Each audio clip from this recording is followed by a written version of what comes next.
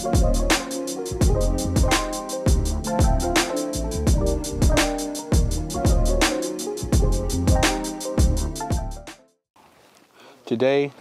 I am we're actually doing a story for a client, and I'm actually on a quail hunt with a good friend of mine who's actually a quail hunter, bird dog trainer. And so we are putting my new Fuji GFX S2 through its paces. I want to see what it can do in low light and then changing light situations.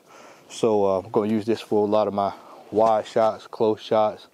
A lot of my hero shots are going to come from this. And so we're going to put it through its paces. So give you all a report and let you know how this thing works out, and have some fun. So all right, let's roll, man. Let's catch up. We got to catch up. All right.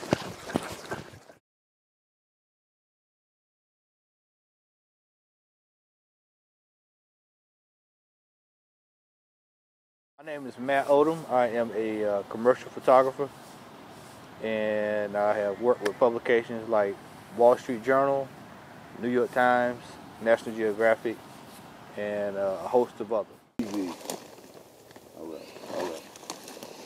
Whoop.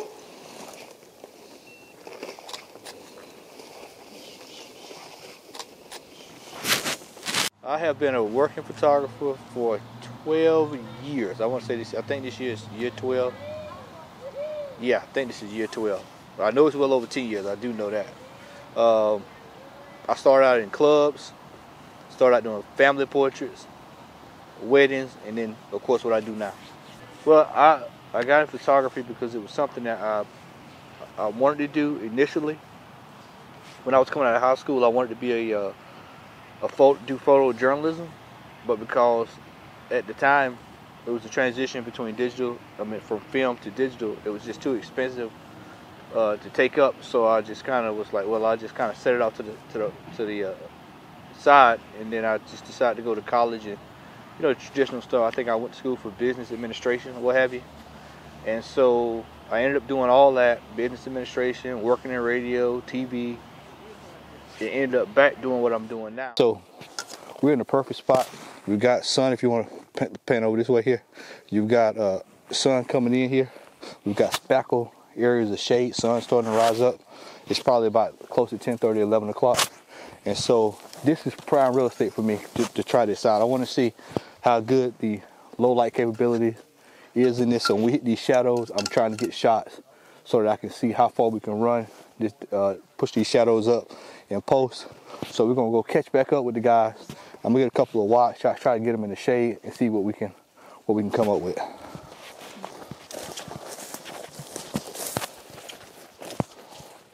Darrell, turn around here, hold that. Put that whistle back in your mouth. Yep, look this way, hold that.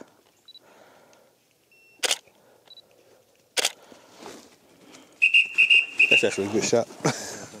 That's a perfect shot. Dog, see the dog coming, yeah. I do it because I really like taking photos.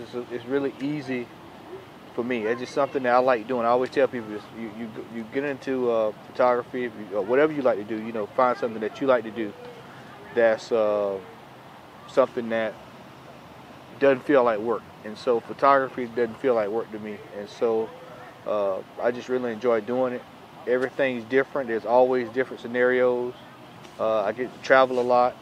I get to go to different places and just see different things. So that's one of the main reasons why I enjoy it. So no, I mean, it's normally I'm usually shooting stuff that requires, if I'm outside, it's usually something that's going to require a lot of movement, a lot of motion, a lot of work, because there's a lot of storytelling involved.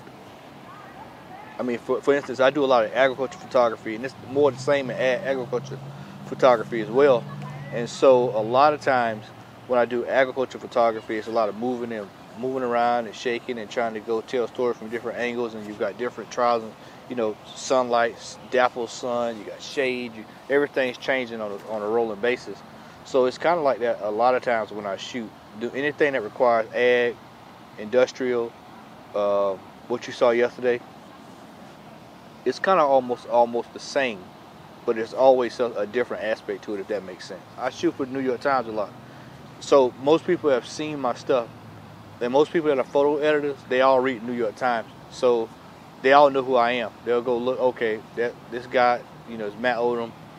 Let's put him down on our list of photographers to call. So it's really about getting your work out there and people knowing who you are. Once people know who you are, then people start reaching out to you. But I do a lot of foot-to-foot knocking on doors. That's the main thing.